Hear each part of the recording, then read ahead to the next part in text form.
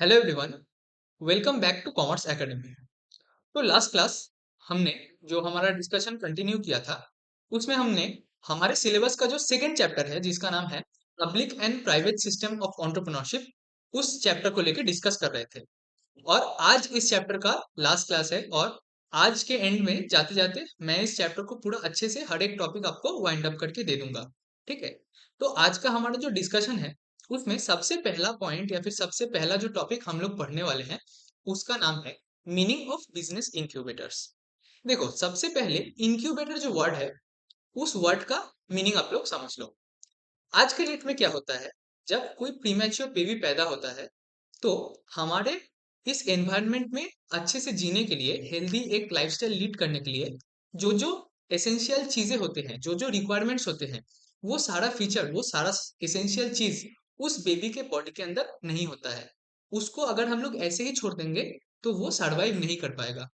In that case यहाँ पे हम लोग उस बेबी को इंक्यूबेटर बोल के एक मशीन होता है, जैसे वेंटिलेटर एक मशीन होता है वैसे ही इंक्यूबेटर बोल के एक मशीन होता है। उस मशीन के अंदर हम लोग उस बेबी को जाके रखते हैं और वो मशीन बेबी को अच्छे से डेवलप करने के लिए, जो जो सिचुएशन उसको जरूरत है अच्छे से डेवलप करने के लिए, अपने आप को एनवायरनमेंट के साथ अच्छे से चलाने के लिए, अपने अपना जो जिंदगी है उसको एनवायरनमेंट में अच्छे से जीने के लिए जो जो एसेंशियल फीचर उसके पास नहीं था, वो एसेंशियल फीचर डेवलप करने के लिए जो सिचुएशन है, वो सिचुएशन एक प्रीमैच्योर बेबी को एक इंक्यूबेटर प्रोवाइड करता है। ठीक है।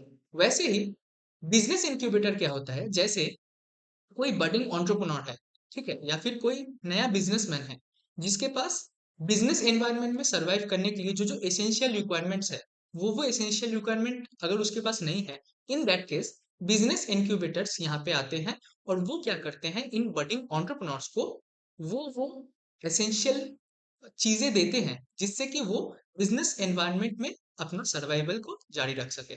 ठीक है। देखो क्या लिखा हुआ है यहाँ पे।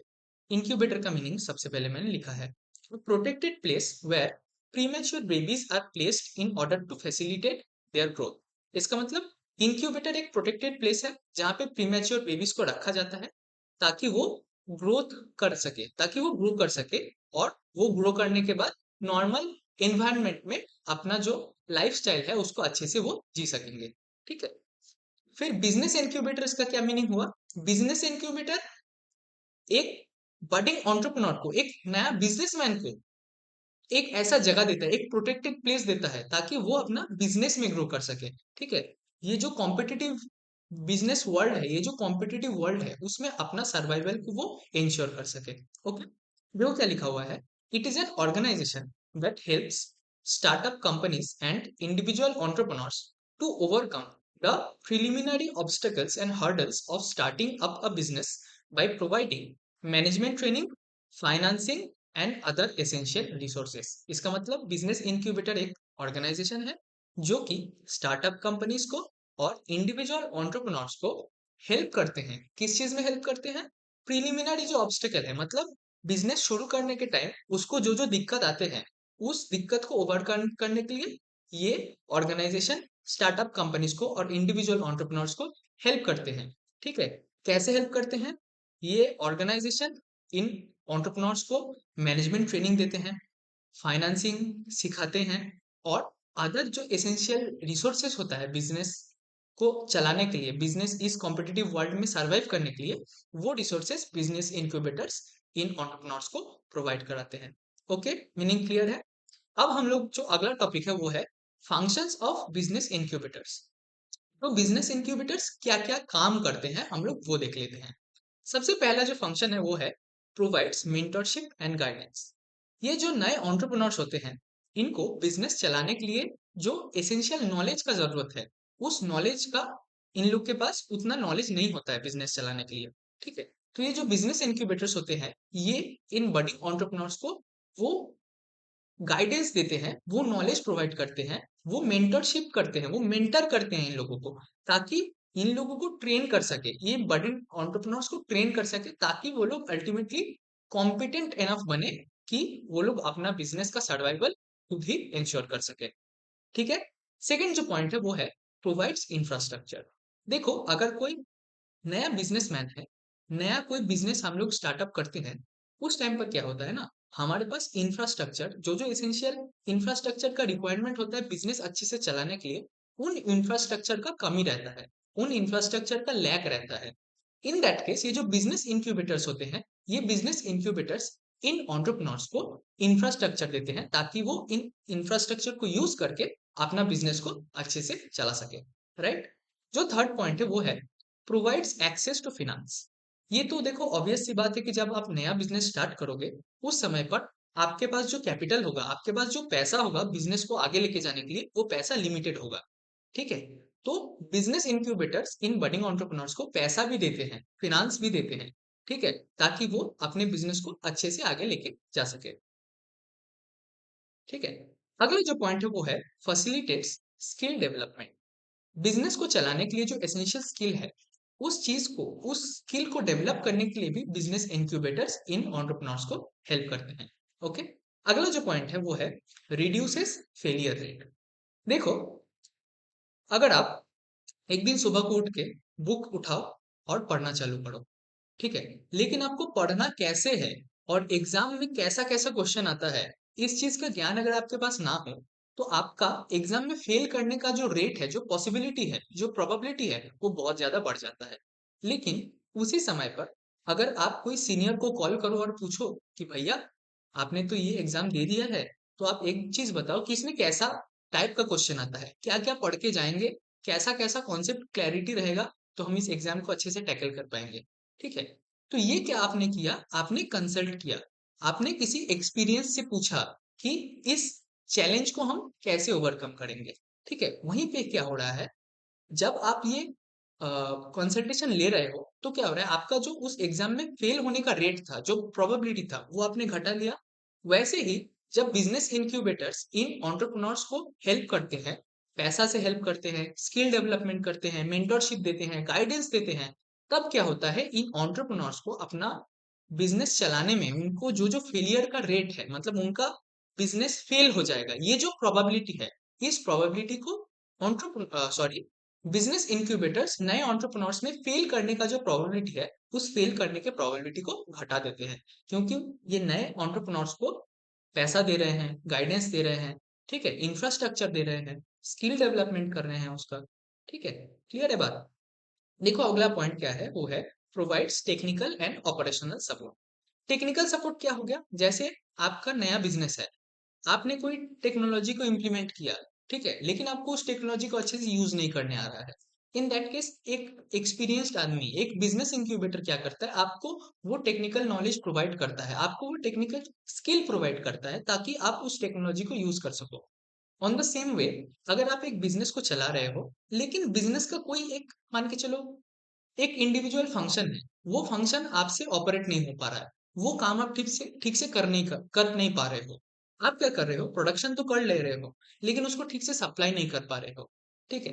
In that case business incubators आपको हेल्प करते हैं ताकि आप उस ऑपरेशन को ठीक से कर सके। तो उसी को हम लोग बोल रहे हैं provides technical and operational support. तो ये जो बिजनेस इंक्यूबेटर्स है, ये नए एंटरप्रेन्योर्स को टेक्निकल और ऑपरेशनल दोनों टाइप का जो सपोर्ट है, जो असिस्टेंस है, वो प्रोवाइड करते हैं, ओके। अगला जो पॉइंट है वो है प्रोवाइड्स अपॉर्चुनिटीज फॉर कोलैबोरेशन। देखो, ये जो बिजनेस इंक्यूबेटर्स है ना, ये एक एंटरप्रेन्योर को हेल्प नहीं करते हैं, ये बहुत सारे अलग अलग एंटरप्रेन्योर्स को हेल्प करते हैं, ठीक है।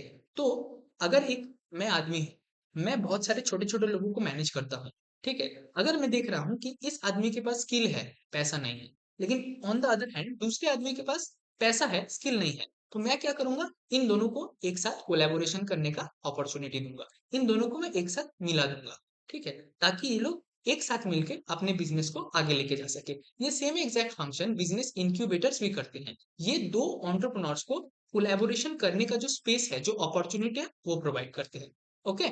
अगला जो पॉइंट है वो है प्रोवाइड्स अफोर्डेबल वर्क प्लेसेस। तो ये जो बिजनेस इंक्यूबेटर्स होते हैं ना, इनके पास बहुत सारा काम करने का जगह रहता है, जैसे गोडाउन हो गया, ठीक है, आपका वेयर हाउस हो गया, ठीक है, आपका लैंड हो गया, फ्री होल्ड प्रॉपर्टी हो गया, ये सब रहता है। तो एक एंटरप्रेन्योर, एक बडिंग एंटरप्रेन्योर जिसके पास पैसा कम है, उसको चीप रेट में, कम प्राइस में ये सब काम करने का जो जगह है, जो गोडाउन हो गया, वेयर हाउस हो गया, फैक्ट्री हो गया, ये सब देते हैं बिजनेस इंक्यूबेटर्स, ठीक है। मान के चलो एक बिजनेस इंक्यूबेटर है, उसके पास पैसा नहीं है, सॉरी, एक एंटरप्रेन्योर है, उसके पास पैसा नहीं है। बिजनेस इंक्यूबेटर तो हेल्प करता है, उसके पास कैसे पैसा नहीं रहेगा। तो जो बिजनेस इंक्यूबेटर है उसके पास बहुत सारा फ्री होल्ड प्रॉपर्टी है, और वो एक एंटरप्रेन्योर को हेल्प कर रहा है, ठीक है, जिसके पास पैसा कम। अब एंटरप्रेन्योर के पास अगर काम करने के लिए जगह नहीं रहेगा, या फिर उसको जो जगह मिल रहा है वो बहुत एक्सपेंसिव है, इन दैट केस एंटरप्रेन्योर काम नहीं कर पाएगा। तो बिजनेस इंक्यूबेटर क्या करता है, एंटरप्रेन्योर को जाके बोलता है कि देखो भाई, मेरे पास ये लैंड पड़ा है, तुम इस लैंड में आके काम करो, और सालाना मेरे को इसका जितना रेंट बनता है, एक्चुअली जितना रेंट बनता है उससे थोड़ा कम रेट में मैं तुम्हें ये लैंड रेंट पे दे दूंगा। ठीक है, तो ये भी एक फंक्शन है बिजनेस इंक्यूबेटर्स का। ठीक है, ये वैसे उतना इंपॉर्टेंट फंक्शन नहीं है, लेकिन ये भी एक फंक्शन है। अगला जो पॉइंट है वो है, सॉरी, जो लास्ट पॉइंट है वो है provides legal and administrative support.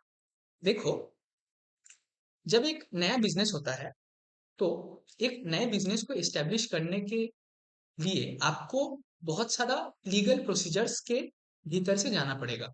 ठीक है, आपको अगर अपना कंपनी बनाना है, या फिर आपको अगर नॉर्मल बिजनेस भी करना है, इन दैट केस भी आपको कुछ लीगल प्रोसीजर्स है, जिस लीगल प्रोसीजर्स से आपको जाना पड़ेगा। लेकिन अगर आप इनएक्सपीरियंस्ड हो गए, आप अगर आपके पास एक्सपीरियंस ही नहीं होगा कि इन लीगल प्रोसीजर्स को कैसे डील करना है, इन दैट केस ये बिजनेस इंक्यूबेटर्स आपको हेल्प करेंगे इन लीगल प्रोसीजर्स से डील करने के लिए।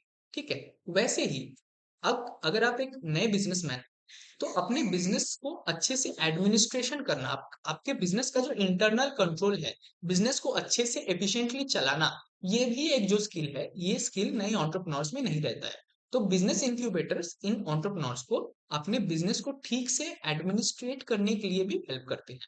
ओके, तो functions of business incubators I guess आपको अच्छे से क्लियर होगा। अब हम लोग चलते हैं हमारे नेक्स्ट टॉपिक में। हमारा जो नेक्स्ट टॉपिक है वो काफी इंटरेस्टिंग है। देखो, इंटरेस्टिंग कुछ फोटोज भी हैं उसमें। सबसे पहला है मीनिंग ऑफ एंजल इन्वेस्टर्स। देखो, एंजल इन्वेस्टर्स कौन होते हैं? एंजल इन्वेस्टर्स वो होते हैं जो कि एक इंडिविजुअल है, अकेला आदमी है, और उसके पास बहुत सारा पैसा है। वो क्या करता है, वो स्टार्टअप्स में इन्वेस्ट करता है, वो बडिंग एंटरप्रेन्योर्स के बिजनेस में पैसा डालता है। ठीक है, क्यों डालता है पैसा? क्योंकि उसको उसके अगेंस्ट में या तो इक्विटी चाहिए, सॉरी, ऑब्वियसली इक्विटी चाहिए। ठीक है, मतलब ओनरशिप राइट चाहिए, और उसी के साथ साथ वो उस पैसा को इसीलिए इन्वेस्ट करता है ताकि उस पैसा से जो रिटर्न है वो अच्छे से कमा सके। ओके, आपने देखा ही होगा कि अभी ट्रेंडिंग पे एक चीज चल रहा है जो कि है शार्क टैंक। शार्क टैंक में क्या होता है, कुछ लोग बैठे रहते हैं, ठीक है, जिनके पास बहुत पैसा होता है, और उनके पास पैसा के साथ साथ बिजनेस एक्सपर्टीज भी रहते हैं, क्योंकि वो लोग ऑलरेडी एक एस्टेब्लिश्ड बिजनेस के ओनर्स रहते हैं। उनके पास ये जो नए एंटरप्रेन्योर्स हैं, बडिंग एंटरप्रेन्योर्स हैं, वो जाते हैं फंडिंग यानी कि पैसा मांगने के लिए। ठीक है, तो एंजल इन्वेस्टर्स वही लोग होते हैं जो कि इन एंटरप्रेन्योर्स को फंडिंग देते हैं। ओके, देखो क्या लिखा हुआ है, an angel investor is a very wealthy person who invests his or her own money in a small or medium scale startup in the foundation stage in exchange of convertible debt or ownership। इसका मतलब एक angel investor एक बहुत wealthy person होता है जिसके पास बहुत पैसा होता है, जो अपने पैसे को इन्वेस्ट करता है। किस में इन्वेस्ट करता है? सॉरी, स्मॉल और मीडियम स्केल स्टार्टअप में इन्वेस्ट करता है। किस समय पर इन्वेस्ट करता है? फाउंडेशन स्टेज में, जब वो स्टार्टअप शुरू ही हो रहा है। ठीक है, जब एक बिजनेस जस्ट शुरू हो रहा है, उस समय पर ये लोग उस बिजनेस में पैसा इन्वेस्ट करते हैं। किस चीज के एक्सचेंज में? मतलब वो लोग पैसा इन्वेस्ट कर रहे हैं, तो इसके अगेंस्ट में वो लोग क्या ले रहे हैं? उसके अगेंस्ट में ये लोग ले रहे हैं in exchange for convertible debt. Convertible debt का मतलब वो लोग पहले बोलते हैं कि हम लोग तुमको लोन दे रहे हैं, लोन का टेन्योर है 5 साल, 5 साल बाद जब लोन का टेन्योर खत्म हो जाएगा, इन दैट केस आप मुझे लोन का पैसा वापस मत करना, आप मुझे इक्विटी दे देना, आप मुझे आपके कंपनी का शेयर दे देना। ठीक है, तो ये हुआ कन्वर्टेबल डेट का मीनिंग। या तो वो लोग कन्वर्टेबल डेट के एक्सचेंज में पैसा इन्वेस्ट करते हैं, या फिर वो लोग डायरेक्ट ही इक्विटी मांगते हैं कि भाई साहब ये लो पैसा, और इसके अगेंस्ट में अभी के अभी हमको इक्विटी दे दो। ओके, क्लियर है? एग्जाम्पल्स है, देखो, अनुपम मित्तल जी जो कि शादी डॉट कॉम के फाउंडर हैं, फिर है हमारे अमन गुप्ता जी जो कि बोट के फाउंडर हैं, और पीयूष बंसल जी जो कि लेंस कार्ट के फाउंडर हैं। ठीक है, अगला जो पॉइंट है वो है इन्हीं एंजल इन्वेस्टर्स का एंटरप्रेन्योरशिप के डेवलपमेंट में क्या रोल है, हम लोग वो जान लेते हैं। देखो सबसे पहला जो रोल है और जो बहुत एविडेंट है वो है कि ये लोग एंटरप्रेन्योर्स को पैसा देते हैं, दे प्रोवाइड फंडिंग। ठीक है, वही मैंने लिखा है। सेकंड जो है वो है शेयरिंग रिस्क। देखो, अगर आप अकेला एक बिजनेस चला रहे हो, उस बिजनेस का सोल मालिक, उस बिजनेस का एकमात्र मालिक अगर आप खुद हो, इन दैट केस क्या होगा, उस बिजनेस से आप जो भी प्रॉफिट कमाओगे वो तो आपका होगा ही, लेकिन ऑन द कॉन्ट्ररी अगर उस बिजनेस को कोई लॉस होता है, इसका मतलब बिजनेस का जो रिस्क है वो भी पूरा का पूरा आपको अकेला ही झेलना पड़ेगा। लेकिन जब भी आप एंजल इन्वेस्टर से पैसा लेते हो और उसके अगेंस्ट में एंजल इन्वेस्टर्स को कुछ ओनरशिप राइट्स देते हो, तो क्या हो गया, हिसाब से देखा जाए तो आपका बिजनेस एक है, लेकिन उसमें आप भी मालिक हो, वो एंजल इन्वेस्टर भी आके आपके साथ साथ मालिक बन जाता है। तो इस सिचुएशन में जब आप एंजल इन्वेस्टर से फंडिंग ले लिए और उसको ओनरशिप राइट दे दिए, तो क्या हो रहा है, आपके बिजनेस का जो रिस्क है वो आप अब वो अभी आपको अकेला बेयर नहीं करना है, आपके साथ वो एंजल इन्वेस्टर भी खड़ा रहेगा। ठीक है, वो भी आपका जो बिजनेस रिस्क है उसको शेयर करेगा in the same proportion of his ownership right. ठीक है। थर्ड जो पॉइंट है वो है प्रोवाइडिंग मेंटरशिप एंड गाइडेंस। देखो मैंने सबसे पहले ये बोला कि ये जो एंजल इन्वेस्टर्स होते हैं ना, ये ऑलरेडी बिजनेस के बारे में अच्छे से जानते हैं, क्योंकि ये लोग ऑलरेडी एक एस्टेब्लिश्ड बिजनेस के ओनर रहते हैं मोस्ट ऑफ द टाइम। तो ये लोग क्या करते हैं, आपके बिजनेस में जाके जब आपका बिजनेस का ओनरशिप राइट ये लोग लेते हैं, तो आपको ये लोग क्या करते हैं, मेंटरशिप देते हैं, आपको गाइडेंस देते हैं। ठीक है। तो अगर आप अकेले बिजनेस चलाते, एक नोविस की तरह बिजनेस चलाते, तो आपका रिस्क ज्यादा होगा। जहां पे एंजल इन्वेस्टर आपके साथ आके जुड़ गए, तो उनका जो एक्सपर्टीज है, उनका जो एक्सपीरियंस है वो भी आपको मिल गया। ठीक है।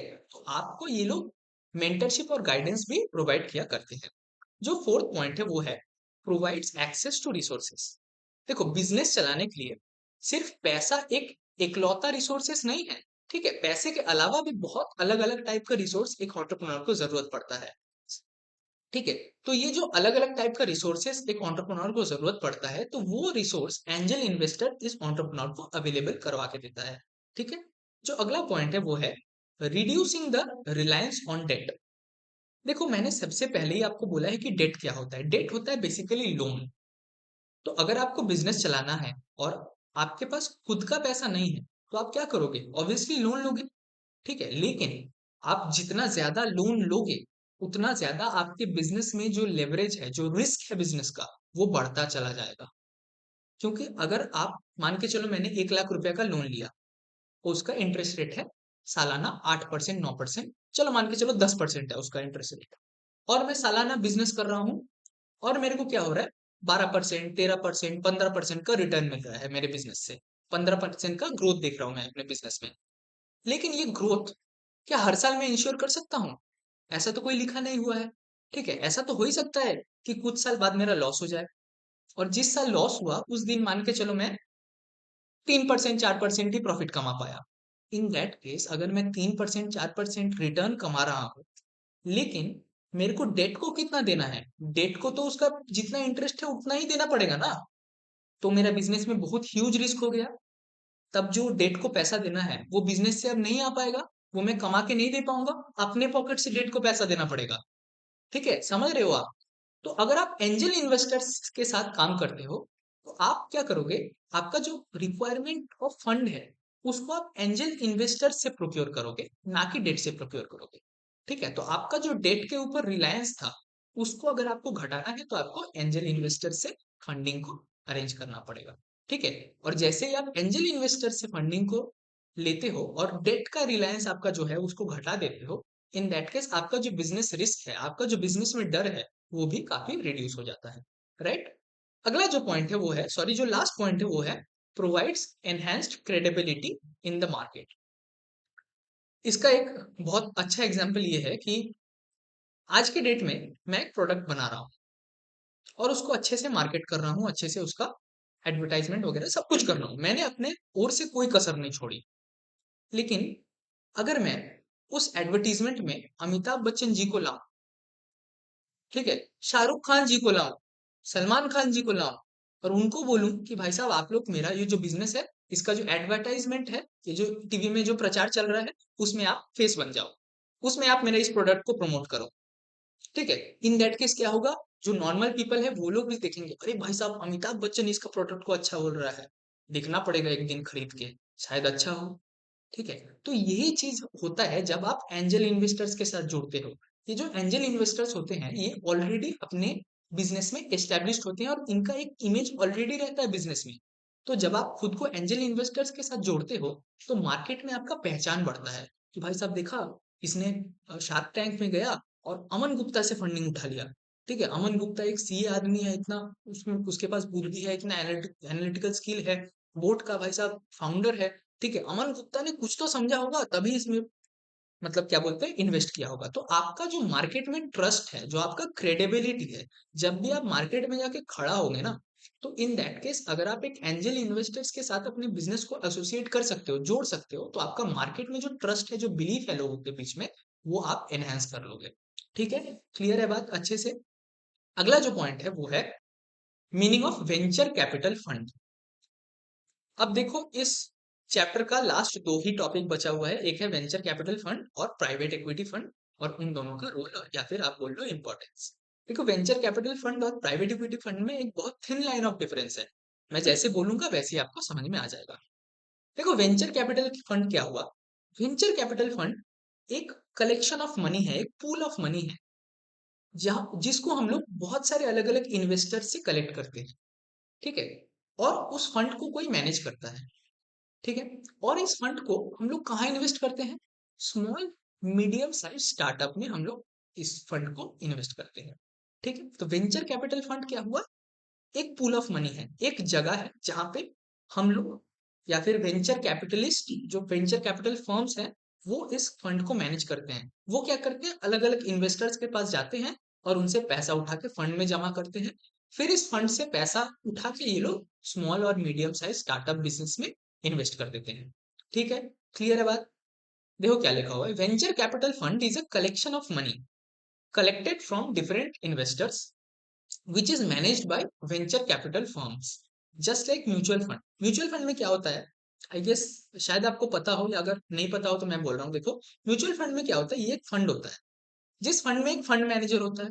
वो उस फंड मैनेजर का काम क्या होता है कि उस म्यूचुअल फंड में जितने भी अलग अलग इन्वेस्टर्स इन्वेस्ट कर रहे हैं पैसा, उस पैसा को ये फंड मैनेजर मैनेज करता है। कैसे मैनेज करता है? ये फंड मैनेजर जो होता है उस पूल ऑफ मनी को, उस टोटल एक्यूमुलेटेड फंड को अलग अलग कंपनीज में इन्वेस्ट करता है। ठीक है, और उस इन्वेस्टमेंट से जो रिटर्न वो कमाता है, वो फंड मैनेजर जो वो टोटल फंड उस इन्वेस्टमेंट से जो रिटर्न कमा रहा है, वो इन्वेस्टमेंट को, वो रिटर्न को ये लोग अलग अलग इन्वेस्टर्स में उनके इन्वेस्टमेंट के प्रोपोर्शन में बांट देते हैं। ठीक है, मान के चलो फंड है लेट से 1 लाख रुपए का। ठीक है, उसमें अगर मैं 1,000 रुपया का मैंने योगदान दिया है, अगर उसमें 1,000 रुपया का पैसा मेरा है, तो मैं 1% का हिस्सेदार हूँ। तो वो फंड साल भर इन्वेस्ट करके जो रिटर्न कमा रहा है, ठीक है, उसका 1% मेरा हो जाएगा। ठीक है, क्लियर है बात? वैसे वेंचर कैपिटल फंड भी एक फंड है जिसको वेंचर कैपिटल फर्म्स मैनेज करते हैं। इसमें भी अलग अलग इन्वेस्टर्स से पैसा उठाया जाता है और उसको स्मॉल या फिर मीडियम साइज स्टार्टअप में इन्वेस्ट किया जाता है, और उससे जो रिटर्न ये लोग कमाते हैं उसको ये अलग अलग इन्वेस्टर्स में बांटते हैं in the same proportion of their contribution. Okay, clear है? The fund is invested in small and medium sized startup और business in their initial stage. ये तो वेंचर कैपिटल फंड है, इसको हम लोग कहाँ इन्वेस्ट करते हैं? स्मॉल या फिर मीडियम साइज स्टार्टअप में। किस स्टेज में? इनिशियल स्टेज में, शुरुआती के दिनों में, एकदम शुरू के समय पे। ठीक है, किस चीज के एक्सचेंज में ये, किस चीज के अगेंस्ट ये इन्वेस्टमेंट होता है? इन एक्सचेंज ऑफ इक्विटी और ओनरशिप राइट्स। ठीक है, इक्विटी के अगेंस्ट में ये इन्वेस्टमेंट होता है कि मैंने एक कंपनी में वेंचर कैपिटल जो फंड बनाया था उससे पैसा निकाल के कंपनी में इन्वेस्ट किया, उसके अगेंस्ट में उस कंपनी का जो शेयर है, उस कंपनी का जो ओनरशिप राइट है, वो मैंने ले लिया। ओके, क्लियर है? अब ये जो वेंचर कैपिटल फंड है, इसका एंटरप्रेन्योरशिप डेवलपमेंट में क्या रोल है हम लोग वो देख लेते हैं। देखो सबसे पहला रोल है provide provide funding and growth. एक बिजनेस को जब पैसा का जरूरत होता है, ग्रोथ करने का जरूरत होता है, इन दैट केस ये लोग वेंचर कैपिटल फंड के पास जाते हैं और बोलते हैं कि भाई साहब मुझे पैसा चाहिए, आप लोग मेरे पे इन्वेस्ट करो, मुझको ग्रो करना है, मुझको पैसा चाहिए। ठीक है, तो एंटरप्रेन्योर्स को या फिर नए बिजनेसमैन को पैसा देना और उनका ग्रोथ इंश्योर करना एक बहुत वाइटल रोल है वेंचर कैपिटल फंड्स का। ठीक है, जो सेकंड है वो है रिड्यूसेस फाइनेंशियल रिस्क। ये तो सेम बात हो गया जैसे मैंने लास्ट एंजल इन्वेस्टर्स के पॉइंट में समझाया कि आपका जो रिस्क है, आपका जो फाइनेंशियल रिस्क है, ठीक है, आप अगर अकेला बिजनेस करोगे, इन दैट केस पूरा रिस्क आप पे। लेकिन आप अगर किसी के साथ बिजनेस करोगे, आपका इक्विटी, आपका ओनरशिप राइट अगर आप किसी और को देके रखते हो, इन दैट केस आपका जो बिजनेस रिस्क है वो आप पे और उस अलग इंसान पे जिस पे आपने ओनरशिप राइट दे दिया है, वो दोनों मिलके आप लोग उस रिस्क को बेयर करो। ठीक है, तो आपका खुद का जो पर्सनल फाइनेंशियल रिस्क है, आप अगर खुद एक बिजनेस चला रहे हो और अगर आप एंटरप्रेन्योर, तो आपका जो फाइनेंशियल रिस्क है वो रिड्यूस हो जाएगा। ओके, जो थर्ड पॉइंट है, जो थर्ड रोल है, वो है प्रोवाइड्स मेंटरशिप एंड गाइडेंस। देखो, वेंचर कैपिटल फंड भी एंजल इन्वेस्टर के जैसा ही है। तो अगर कोई वेंचर कैपिटल फंड से पैसा उठाता है, इन दैट केस वो वेंचर कैपिटल फर्म भी इस एंटरप्रेन्योर को गाइडेंस देता है, मेंटरशिप देता है अपने बिजनेस को एफिशिएंटली और इफेक्टिवली चलाने के लिए। ठीक है, जो फोर्थ पॉइंट है वो है एक्सेलरेट्स ग्रोथ। जैसे ही एक वेंचर कैपिटल फंड से आपको पैसा मिलता है अपने बिजनेस को चलाने के लिए, तो आप क्या करोगे, अपने बिजनेस को अच्छे से चला पाओगे, अपने बिजनेस को ग्रो कर पाओगे। ठीक है, तो बिजनेस की ग्रोथ को भी ये लोग एक्सेलरेट करता है, बढ़ाता है, बढ़ावा देता है। ओके, अगला जो पॉइंट है वो है provides sales and marketing assistance. देखो, सेल्स और मार्केटिंग ये दोनों हैंड टू हैंड चलता है। ठीक है, आपका सेल्स बढ़ाना है तो मार्केटिंग अच्छे से करो। लेकिन एंटरप्रेन्योर के पास अगर पैसा नहीं होगा, एक्सपर्टीज नहीं होगा, तो वो अपने गुड को मार्केट नहीं कर पाएगा। तो ये जो सेल्स एंड मार्केटिंग का जो असिस्टेंस है, जो हेल्प है, ये भी वेंचर कैपिटल फंड्स इन एंटरप्रेन्योर्स को, बडिंग एंटरप्रेन्योर्स को देते रहते हैं। ठीक है, और जो लास्ट पॉइंट है वो है aids startup to hire skilled and talented employees. देखो, आपके पास अच्छा प्लान है अपने बिजनेस को बड़ा करने के लिए, लेकिन अगर आपके पास स्किल्ड और टैलेंटेड एम्प्लॉय नहीं रहेगा, तो आप उस प्लान को एग्जीक्यूट नहीं कर पाओगे। इन द सेम केस, अगर आपके पास पैसा नहीं होगा, तो आप ये स्किल्ड और टैलेंटेड एम्प्लॉयज को हायर भी नहीं कर पाओगे। मेरे को मेरे बिजनेस का अकाउंटिंग को एकदम टॉप नॉच करना है, उसके लिए मैं चाहता हूँ कि मैं एक सीए को अपॉइंट करूँ। अब सीए का भाई एवरेज पैकेज इंडिया में 9 से 10 लाख 12 लाख तक जाता है। अगर मेरे बिजनेस के पास उतना पैसा नहीं होगा, तो मैं कैसे अफोर्ड करूंगा एक सीए को। मेरे को एक नॉर्मल बीकॉम पास या फिर एमकॉम पास नॉर्मल अकाउंटेंट से ही काम चलाना पड़ेगा।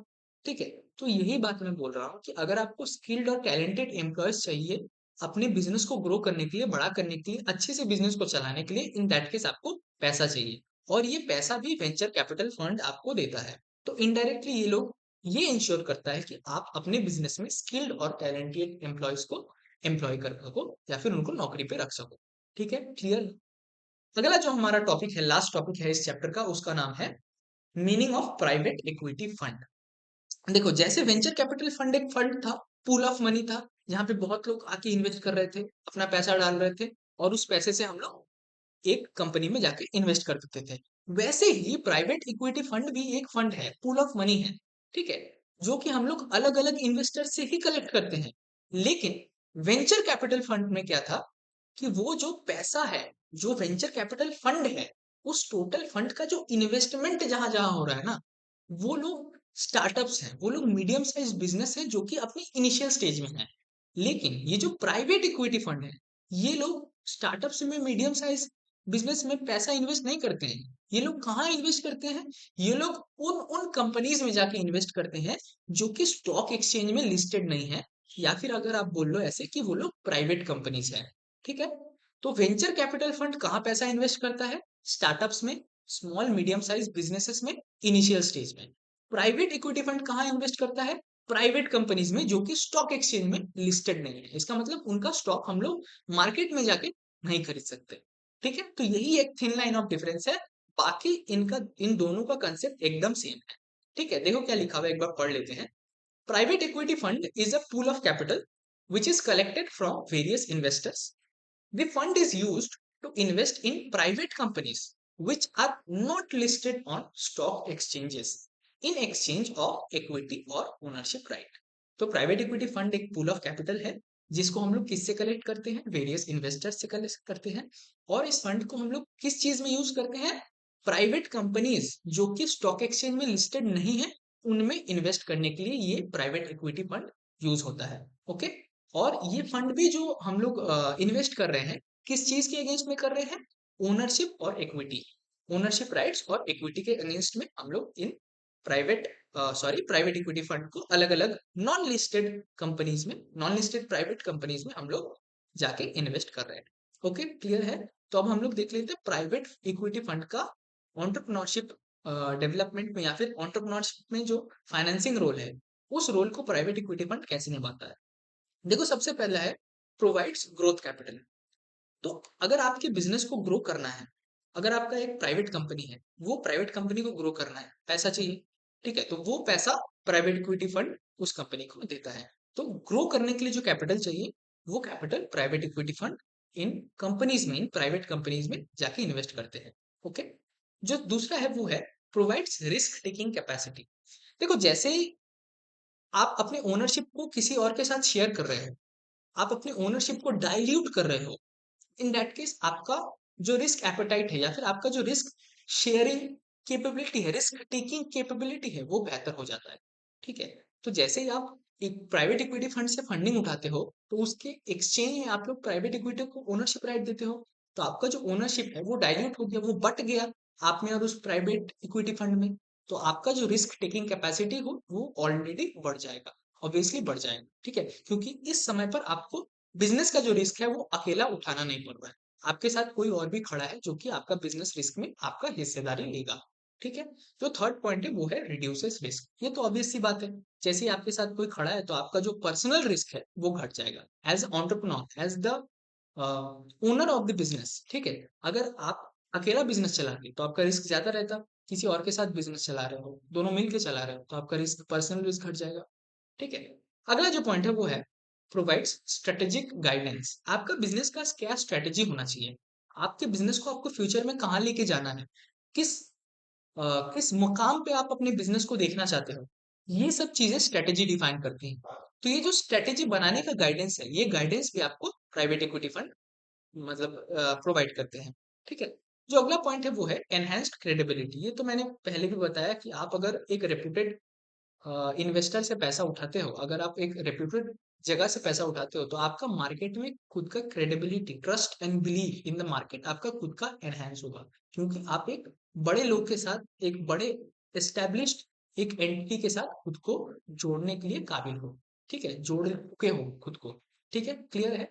जो अगला पॉइंट है वो है प्रोवाइड्स सपोर्ट फॉर इनोवेशन।